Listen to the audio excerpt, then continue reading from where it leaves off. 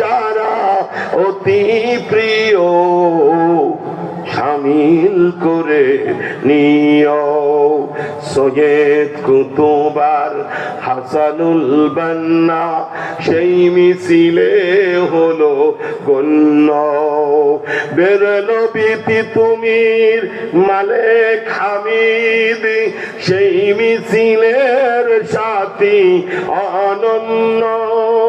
মরণ তো একদিন আসবেই জানি, মিনতি তোমার কাছে চিরজীবনের।